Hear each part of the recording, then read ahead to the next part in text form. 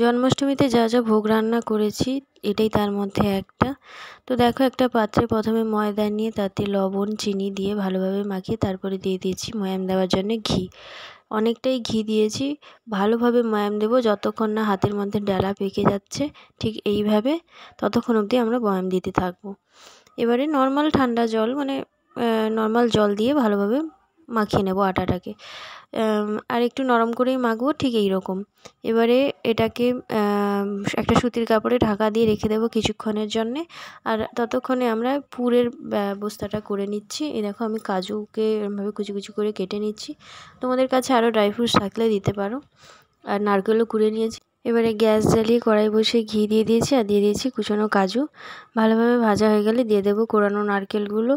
একটু নাড়িয়ে দিয়ে দেবো খোয়াটাকে হাত দিয়ে ভালোভাবে ম্যাশ করে দিয়ে দিয়েছি।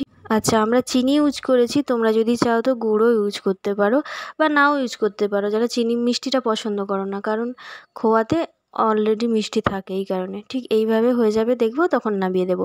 এবারে আর একটা পাত্রে চিনির শিরাটা বানিয়ে নেব। তার জন্য পাত্রটা বসিয়ে চিনি দিয়ে একটু জল দিয়ে ফুটিয়ে নেব, বেশি গাঢ় করার দরকার নেই।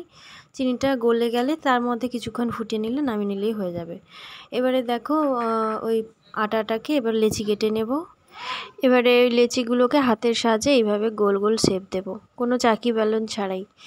এবারে পুরটা যতক্ষণ না ঠান্ডা হচ্ছে ততক্ষণ কিন্তু পুরে হাত দেব না, ভালোভাবে ঠান্ডা হয়ে যাবে তারপরে পুরটাকে নিয়ে এইভাবে লেচির মধ্যে দিয়ে দেব।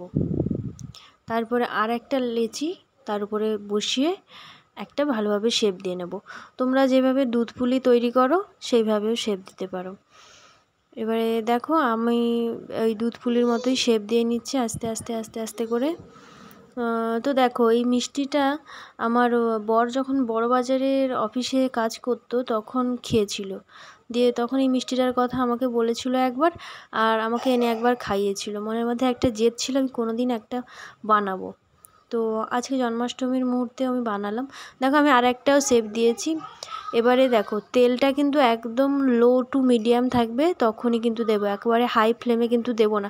হাই ফ্লেমে দিলে কিন্তু এর মধ্যে বাবলস চলে আসবে, ওপরেরটা হয়ে যাবে, ভেতরে কিছু হবে না। এই জন্যে লো ফ্লেমে, হালকা আছে লো ফ্লেমে ভালোভাবে ভাজতে হবে অনেকক্ষণ ধরে, যতক্ষণ না গোল্ডেন ব্রাউন কালার আসছে। এবারে ভাজা হয়ে গেলে নামিয়ে কিছুক্ষণ রেখে চিনির শিরায় ডুবিয়ে দিতে হবে। চিনির শিরাটা হালকা একটু গরম থাকবে, তখনই ডোবাতে হবে। এবারে চিনির শিরায় ডুবিয়ে নামিয়ে নিলেই রেডি আমাদের চন্দ্রকলা মিষ্টি। নামিয়েই ভগবানকে ভোগ দিয়ে নিয়েছি। কেমন হয়েছে তোমরা অবশ্যই জানিও, আর সবাই ভালো থাকো।